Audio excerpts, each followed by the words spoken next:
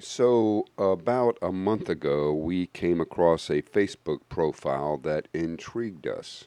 It is a father daughter team that runs a honeybee apiary right here on the Gulf Coast. Guess I'm the queen bee of Honey of the Hill apiaries. I call myself the CEO of Honey of the Hill Apiaries, but my real title is professor at Spring Hill College. I teach biology. So, we packed up our bags and we flew on over to Mobile, Alabama, to a hilltop just on the southern side of Mobile Botanical Gardens. And that's where we met up with Veronica and Don Culberson. They are the father-daughter team that run Honey of the Hill Apiary. So the top box is where they store the honey, and the bottom box is where the queen rears the babies and all the nurse bees take care of them. My name is Veronica from Honey of the Hill Apiaries. I have something you need to hear. This is my show and tell. Okay, there's the queen running around, trying to get away from me. There she is. Oh, back to the other side. She wants to be wherever I am not. So we keep notes, because by the time you go through half of them, you've forgotten what was going on in the first half. I guess about 20 years ago, started with some backyard gardening stuff to show our children, where food comes from. We suffered poor pollination problems with some of our fruits and vegetables. So we got into beekeeping with the honeybees, thinking that would be the solution, and it turns out that they're not interested in small bounties. They want the big bounties. They overlook your little backyard garden in favor of the park with the acres and acres of clover, or the forest that's got all the tulip poplars blooming at once. The honeybees and some of the larger bees can travel miles to look for food. That experience with beekeeping didn't solve our pollination problem, which led to more questions of what pollinators handle the backyard garden. And it's all the little things, all the little insects in your yard that don't go far, that are stuck in your yard, essentially. Your little wasps and your little flies and the native bees, the little tiny ones that nest in the ground, they pretty much stay in your yard and your neighbors' yards, and that's all of the exposure they get. The most important thing you can do for the native pollinators is leave native habitat.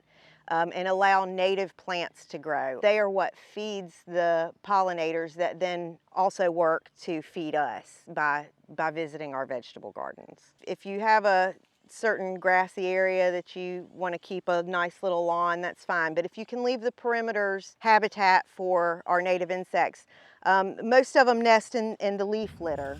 Then all the moths and the butterflies and things lay their eggs in the leaf litter, and if we rake those leaves up and take them away, then you're sending all your pollinators away. If you burn them, you're burning all your pollinators up. So this is a frame of bees out of the beehive.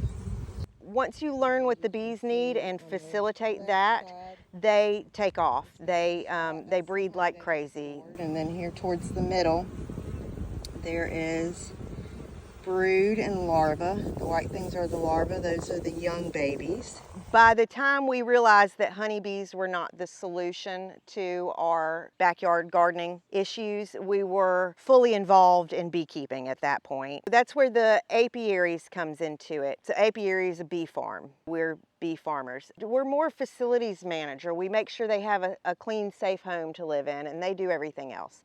And once those larvae fill the capacity of that cell, they get capped off and spin a little cocoon in there and go through metamorphosis. And about a week later, they emerge as adult bees.